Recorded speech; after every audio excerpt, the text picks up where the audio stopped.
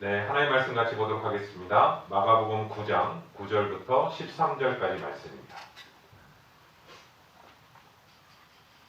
그들이 산에서 내려올 때에 예수께서 경고하시되 인자가 죽은 자 가운데서 살아날 때까지는 본 것을 아무에게도 이르지 말라 하시니 그들이 이 말씀을 마음에 두며 서로 논의하되 죽은 자 가운데서 살아나는 것이 무엇일까 하고 이에 예수께 묻자 이르되 어찌하여 서기관들이 엘리야가 먼저 와야 하리라 하나이까. 이르시되 엘리야가 과연 먼저 와서 모든 것을 회복하거니와 어찌 인자에 대하여 기록하기를 나는 고난을 받고 멸시를 당하리라 하였느냐. 네, 13절은 다 같이 읽겠습니다. 그러나 내가 너희에게 이르노니 엘리야가 왔으되 기록된 바와 같이 사람들이 함부로 대우하였느니라 하시니라.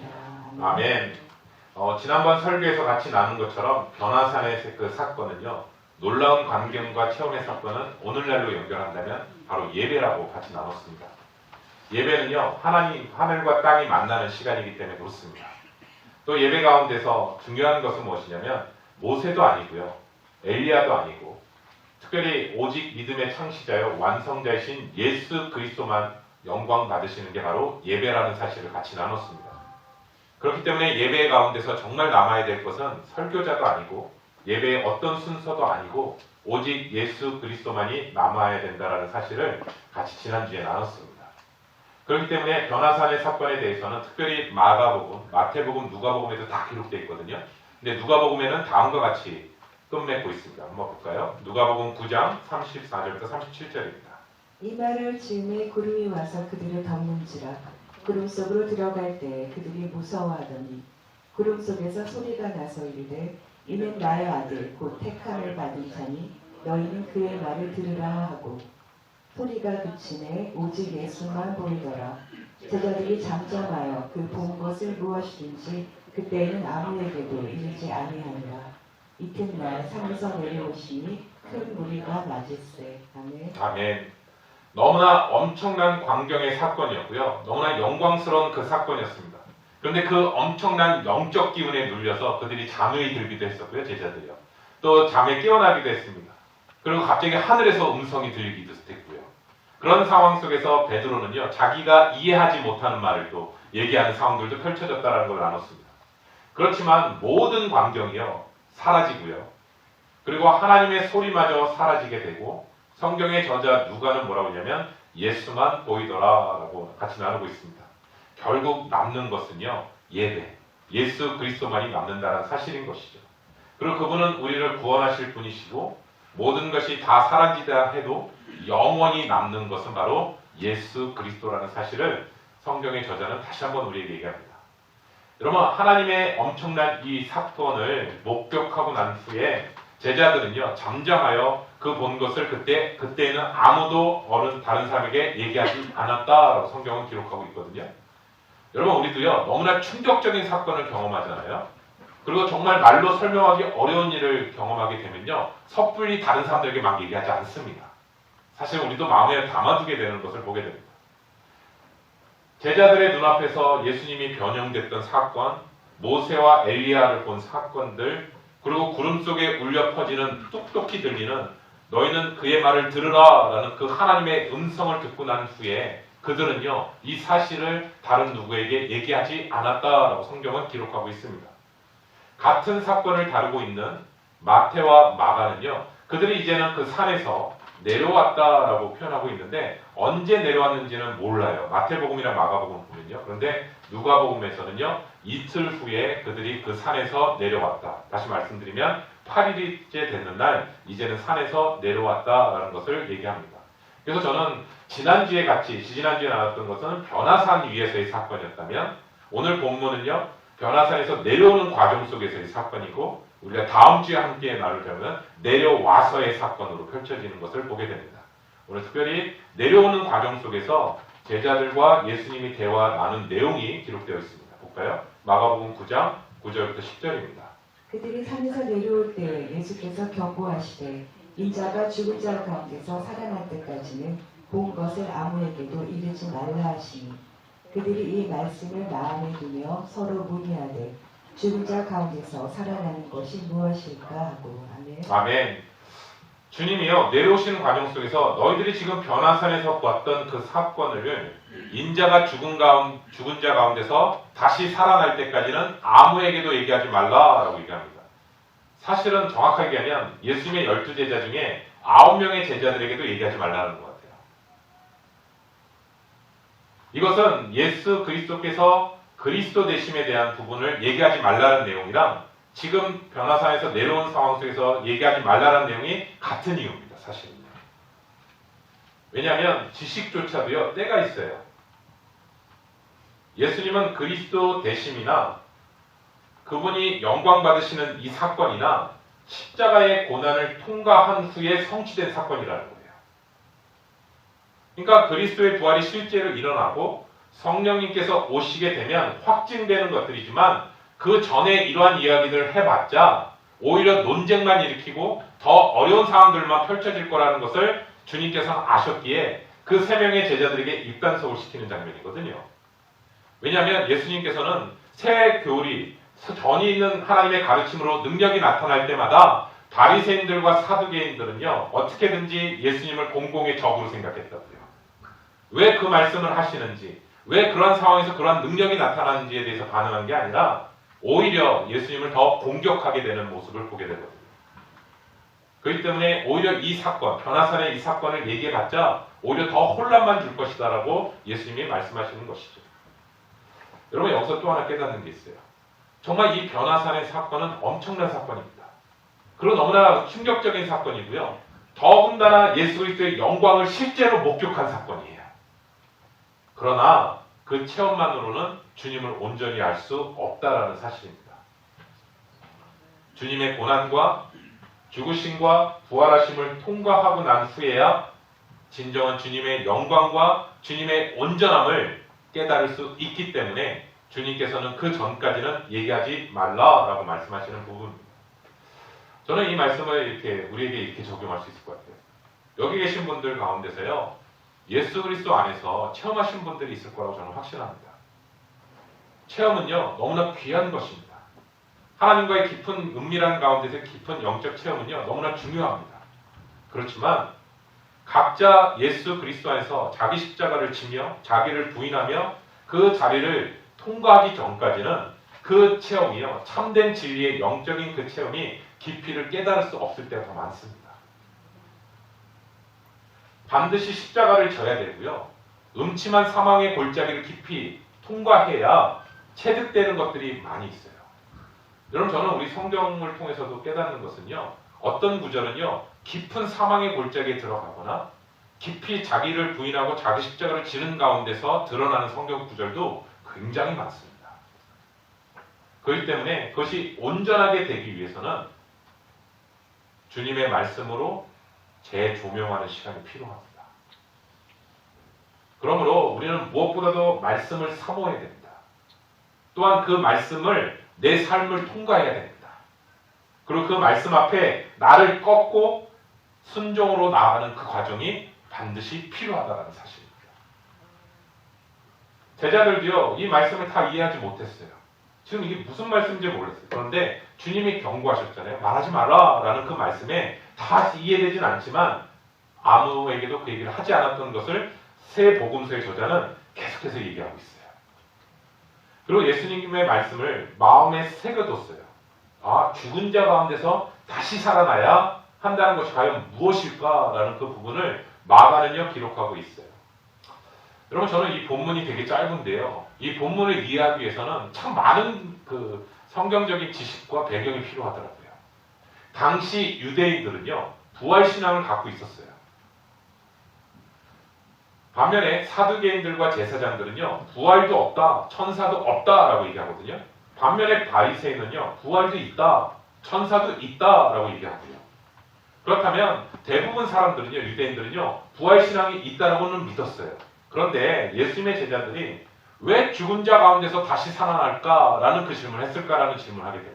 아니 부활신앙을 이미 갖고 있는데 왜 제자들은 이 질문을 했을까? 당연히 부활신앙이 있다는 거 아는데 그 이유는 뭐냐면 이들이 알고 있었던 부활의 개념은요 다니엘서에 나오는 부활의 개념이에요. 다시 말씀드리면 세상의 끝날이 오면 죽은 자들이 다 부활하게 될 것이라는 것이 다니엘서에 나오거든요. 그래서 그게 바로 일반적인 부활의 개념이었어요.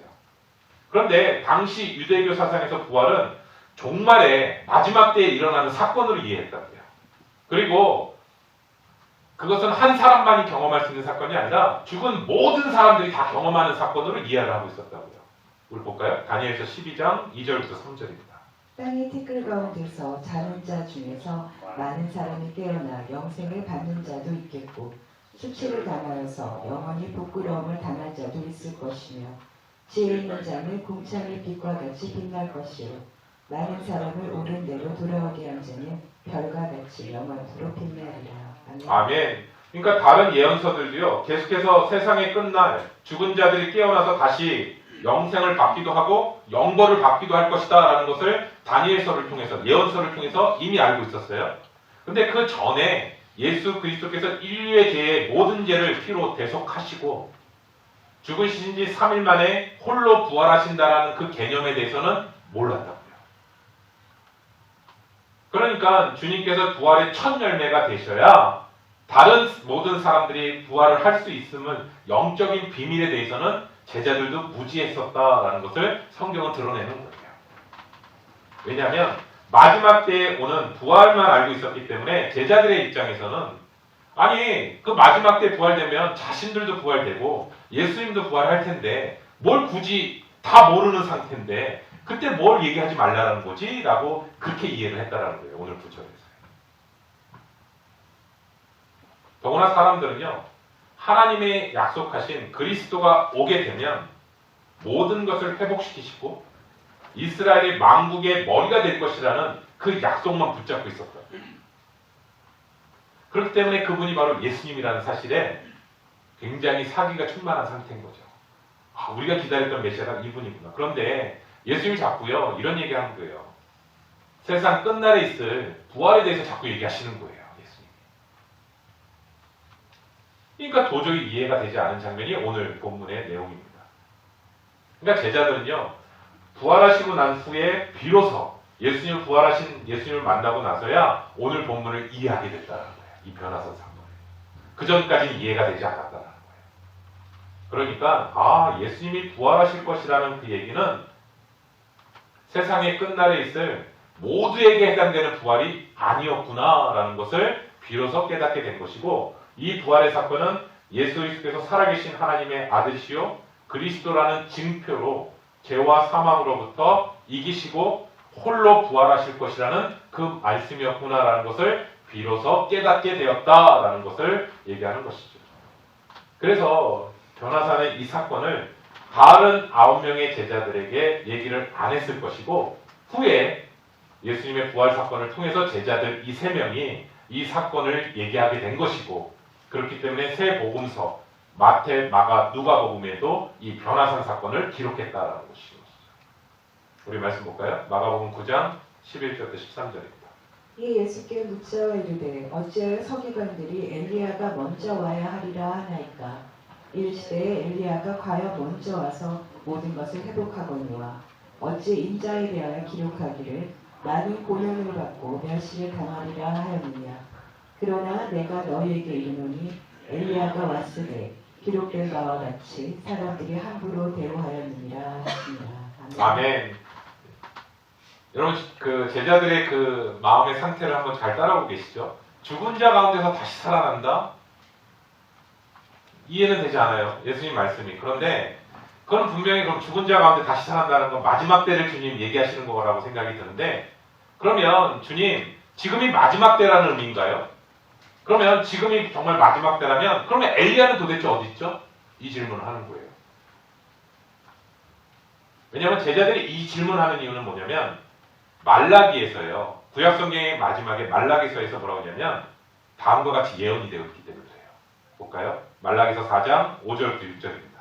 보라 여호와의 크고 두려운 날이 이르기 전에 내가 선지자 엘리야를 너희에게 보내리니 그가 아버지의 마음을 자녀에게로 돌이키게 하고 자녀들의 마음을 그들의 아버지에게로 돌이키게 하리라. 돌이키지 아니하면 두렵건대 내가 와서 저주로 그 땅을 칠까 하노라 하시니라. 아멘. 아멘. 우리가 그 구약 성경의 예언서에 보시면 특별히 사용되는 단어가 여호와의 크고 두려운 날, 혹은 그날, 마지막 날. 그것은 어떤 단어냐면 마지막 심판의 때를 약속하는 단어거든요. 그러면 그 끝날에 대해서 마지막 날에 대한 것들을 유대인들은 생각하고 있었는데요. 주님께 질문을 주님 계속 부활에 대해서 얘기하고 계신데 그럼 지금 마지막 심판의 날이고 끝날 때인데 그렇다면 말라기 선지자가 얘기했는데 그럼 엘리야는 그러면 언제 오는 겁니까? 그럼 왜 엘리야는 왜 오지 않았죠? 라고 질문하는 거예요. 왜냐하면 서기관들은요 마지막 때 그때가 오면 엘리야가 온다고 얘기를 했었거든요. 그들은 성경을 연구하는 자들이거든요. 그런데 말라기에서도 분명히 예언에 기록되어 있는 부분이잖아요. 그러면 마지막 부활의 때가 오기 전에 승천을 했던 엘리야가 다시 온다라는 거예요. 그러면 그때가 바로 마지막 때라는 것을 성경을 통해서 그들은 이해하고 있었거든요. 그래서 제자들이 예수님한테 질문하는 거예요. 그럼 엘리야가 언제 왔죠? 엘리야가 오지 않았잖아요. 그때 예수님이 뭐라고 하냐면 엘리야가 이미 왔다. 그런데 사람들이 그를 함부로 대우했다. 같은 사건을 다루고 있는 마태복음은요. 좀 더 자세하게 이 부분을 얘기하고 있어요. 볼까요? 마태복음 17장 12절부터 13절입니다. 내가 너희에게 말하노니 엘리야가 이미 왔으되 사람들이 알지 못하고 임의로 대우하였도다. 인자도 이와 같이 그들에게 고난을 받으리라 하시니 그제서야 제자들이 예수께서 말씀하신 것이 세례 요한인 줄을 깨달으니라. 아멘. 아멘. 마태는요. 예수님이 대답을 듣고 세례 요한에 대해서 얘기하시는 것을 제자들이 깨달았다라고까지 기록을 해요. 그러면 12절에 보시면 그를 임의로 대우했다라는 뜻은 뭐냐면 요한을 제멋대로 감옥에 가뒀고요. 요한을 제멋대로 참수시켜버렸거든요. 그것을 임의로 대우했다라는 뜻을 얘기하는 거예요. 그러면 또 질문이 생겨요. 제가 오늘따라 설교 가운데 질문을 많이 던지는데 이 구절을 스킵할까 생각했는데 의미가 있을 거 아니에요. 이 구절의 의미를. 그럼 제자들은요. 예수님의 말씀을 통해서 아니 어떻게 보면 죽임당한 세례요한인 것을 제자들은 성경으로 통해 약속한 것을 어떻게 깨달았을까라는 질문이에요. 왜냐하면 그 과정의 내용은 없잖아요. 바로 그냥 세례요한을 얘기하시는구나 라고 하는데 그 전까지 너무나 무지했던 제자들이 어떻게 이렇게 바로 또 알아들었지? 라고 생각해 보니까 세례요한의 출생에 대한 비밀은요. 그 당시 유대인들은 다 알고 있었다라는 거예요. 세례요한이 어떻게 태어났는지를. 세례요한의 아버지는 사가랴 제사장이었어요. 그리고 그의 아내는 엘리사벳이었어요. 그런데 그들은 아브라함과 사라처럼요. 노년에 이르기까지 자녀가 없었어요. 그런데 하나님의 은혜로 얻게 된 가정이 바로 세례요한이 태어나게 되거든요. 근데 어떻게 태어났느냐? 제사장의 직무를 하러 들어갔다가 갑자기 사가랴 앞에 천사가 나타나는 거예요. 지금 구약시대 아닙니다. 신약시대예요. 그러면서 천사가 다음과 같이 얘기합니다. 볼까요? 누가복음 1장 13절부터 17절이에요. 천사가 그에게 이르되 사가랴여 무서워하지 말라. 너의 간구함이 들린지라. 내 아내 엘리사벳이 내게 아들을 낳아주리니 그 이름을 요한이라 하라. 너도 기뻐하고 즐거워할 것이요 많은 사람도 그의 태어남을 기뻐하리니 이는 그가 주 앞에서 큰 자가 되며 포도주나 독한 술을 마시지 아니하며 모태로부터 성령의 충만함을 받아 이스라엘 자손을 주 곧 그들의 하나님께로 많이 돌아오게 하겠습니다. 그가 또 엘리야의 신령과 능력으로 주 앞에 먼저 와서 아버지의 마음을 자식에게 거스르는 자를 의인의 슬기에 돌아오게 하고 주를 위하여 세운 백성을 준비하리라. 아멘. 아멘. 사가랴는 천사의 이 말을 듣고 믿음으로 반응하는 것이 아니라 자신의 육적인 것을 반응합니다. 내가 이렇게 나이가 많은데 내 아내도 이렇게 나이가 많은데 어떻게 그런 일이 있을 수 있겠습니까? 아이러니하지 않나요? 제사장인데 반응이 믿음의 반응이 아니라 육적인 반응을 합니다. 근데 천사가 또 뭐라고 하냐면 너가 내 말을 믿지 않기 때문에 이 일이 이루어지기까지 너는 말을 하지 못할 것이다. 저는 그냥 잠깐이지만 이 말씀을 통해서 우리도 역시 하나님의 음성을 듣기를 너무나 갈망하지만 정작 하나님의 그 음성 앞에 내가 이해되지 않은 그 음성이 들리게 될 때 우리도 역시 사가랴처럼 반응하는 것은 아닌가. 먼저 그 말씀 앞에 믿음으로 반응하기보다는 내가 처해 있는 환경, 상황, 그것을 먼저 반응하는 것은 아닌가. 혹시 사가랴처럼 우리도 영적으로 벙어리가 되어 있는 거 아닌가 라는 것을 한번 돌아보게 됩니다.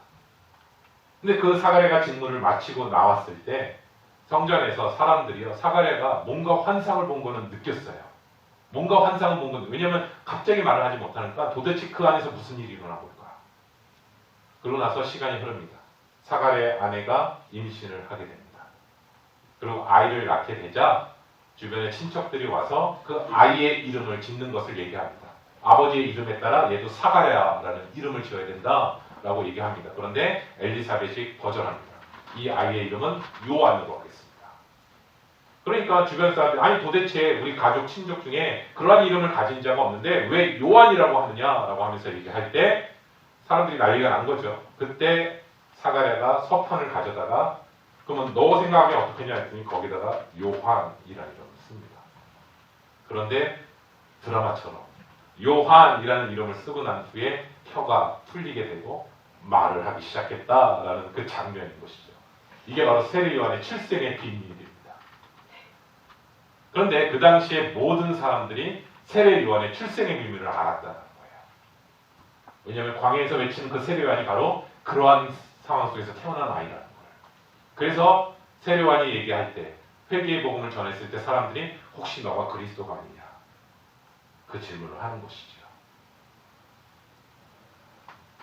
그런 상황에서 사람들은 대부분 17절에 천사가 했던 말, 그 말이 바로 말라기서 4장의 말씀과 연결되는 구절이거든요. 그 구절을 통해서 제자들은 생각했을 거라는 거예요. 아, 말라기 4장에서 말씀했던 이 사건이 세례 요한의 출생과 연결되는 것이구나. 그래서 한번 17절 말씀 한번 다시 보실까요?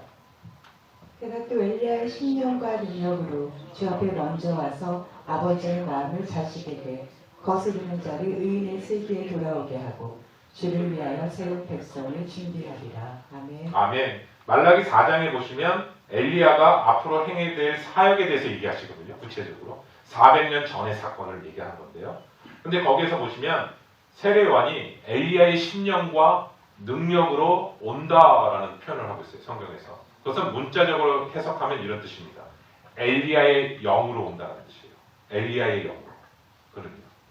다시 말하면 영어로는 스피릿이라는 단어를 사용하거든요. 그것은 번역하면 이런 뜻이에요. 기상, 정신, 사명이라는 뜻이에요. 그러니까 엘리야의 기상으로, 엘리야의 정신으로, 엘리야의 사명으로 온다라는 뜻입니다. 때문에 예수님은 이미 엘리야가 왔어라고 얘기하는 거예요. 여러분, 세례 요한이 탄생 고지를 통해서 보는 것은 엘리야의 영으로 왔다라는 것은 이런 뜻이거든요. 엘리야가 했던 일을 할 것이고 엘리야가 했던 사역을 할 것이라는 거예요. 그러면 그가 했던 그 천사의 메시지를 제자들이 기억하고 아 이것은 세례 요한을 얘기하는 거구나 라고 생각했는데 세례 요한이 얼마나 어떠한 열심으로 엘리야의 특심이 있잖아요. 열심. 그 열심이 뭐냐면 이스라엘 백성들을 향해서 회개를 선포하거든요. 네. 광야에서요. 그리고 또 뭐 하냐면 그리스도의 오심을 준비하거든요. 철저하게요. 그리고 백성들로부터 돌이키라고 하거든요. 우상으로부터. 그리고 광야에서 외치거든요. 홀로요. 그런 가운데서 헤롯 왕과 헤로디아를 향해서도 분명히 메시지 너희가 잘못했다라고 얘기하거든요. 다들 침묵하는 상황 속에서. 근데 마치 이것은 엘리야가요. 헤롯 왕과 이세벨에게 했던 거랑 동일하지 않나요? 예. 왕도 흔들리지 않아요. 왕 앞에서도 하나님의 말씀을 정확하게 듣는 대로 전하는 사람이 바로 선지자. 그러니까 예수님 제자들에게 얘기하는 거예요. 그리스도의 길을 예비하였던 그 세례 요한은 고난을 받고 죽임을 당했지만 메시아인 나도 동일하게 고난을 받고 죽임을 당할 것이다 라는 것을 마땅하다라고 제자들에게 얘기합니다. 사랑하는 성도 여러분, 저는 이 마가복음이 쓰여졌던 배경은요, 로마 시대 때 그리스도인들이 핍박과 순교당하는 상황 속에서 그리스도인들 가운데서 고난당하고 있는 성도들에게 먼저 던져진 성경이 바로 마가복음입니다. 그렇다면 그들이 이 복음을 서를 읽을 때 마음이 어떤 마음이냐면 사단에게 속해 있는 이 세상으로부터 거부와 멸시와 핍박과 순교와 하나님의 나라를 예비하러 온 사람들은 그리스도께서 또 그 그리스도를 따르는 모든 사람들은 이러한 과정은 반드시 겪어야 되는 과정이고 이 과정을 겪은 사람들에게는 영광의 길이 있어. 그것을 보여주신 메시지라는 것이죠. 사랑하는 성도 여러분, 오늘 살아가고 있는 우리들에게도 이렇게 적용을 한번 해보게 됐습니다. 미국에 오니까 자녀들 이름을요 성경 인물로 많이 이름을 하더라고요. 뭐 요셉, 조셉이라는 이름을 사용하기도 하고 아마 요셉 총리처럼 훌륭한 인물이 되기를 바라는 부모의 마음일 거예요. 데니얼이라는 이름도 많이 사용합니다. 그렇죠? 세속에 물들지 않는 하나님의 뜻을 정하는 사람으로 살아가기를 원하는 그리고 모세 이러한 인물들을 참 많이 이름을 사용하더라고요. 그리고 제일 많이 사용되는 다윗, 데이빗이라는 단어를 많이 사용하고요. 그런데 여러분 그것도 하나하나 시작이죠. 그 과정을 겪어가기 위해서 겪었던 고난과 거절과 버림과 그 시간은 사실 생각 안 하시는 것 같아요. 눈에 보이는 그 열매를 자꾸 생각하시지. 그런데 저와 우리 귀한 성도들이 동일하게 고백합니다. 하나님의 사람은요 예외 없이 다 고난의 과정을 겪습니다. 예외 없습니다. 정말 내가 하나님의 사람이라면 고난의 과정을 다 겪습니다. 성경은 이렇게 표현합니다. 예수님은 건축자들의 버린 돌처럼 버려졌지만 하나님께서 모퉁이의 돌로 쓰신다. 사랑하는 성도 여러분, 정말 세상과 제자들에 있어서 가장 다른 것이 무엇일까라는 질문 앞에 제자들은 앞으로 올 하나님의 영광을 바라보며 기꺼이 손해를 감수했습니다. 무리와 제자의 차이점은요, 무리는요 손해보지 않습니다. 제자는요 손해를 봅니다. 그 이유는 영광과 비교할 수 없기 때문에. 저는 이러한 영적인 진리가 내려오는 가운데서 쓰여진 그 부분을 보게 됩니다. 그렇기 때문에 저는 오늘 이 사건이 현장 속에서 일어나는 치열한 삶의 현장에서 일어났던 사건을 바라볼 수 있는 영적인 눈이라고 생각합니다. 주님은 이렇게 얘기하십니다. 내 양은 내 목소리를 안다. 성경을 통해서 말씀하시는 성령의 음성을 다시 한번 귀를 기울이셨으면 좋겠습니다. 다시 한번 얘기합니다. 저와 우리 귀한 성도 여러분들은 주님께서 제자로 부르십니다. 무리 아닙니다.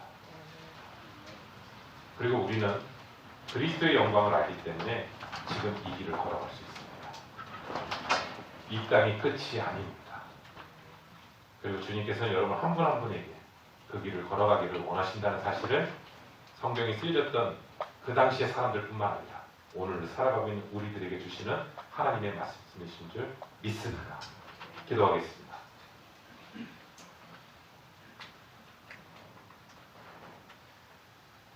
사도 바울이 고백했던 것처럼 그리스도의 남은 고난을 향해 달려갔던 믿음의 모습처럼 우리에게도 그리스도의 남은 고난을 향해 달려갈 수 있는 믿음의 모습을 주님 붙잡게 하여 주시옵소서.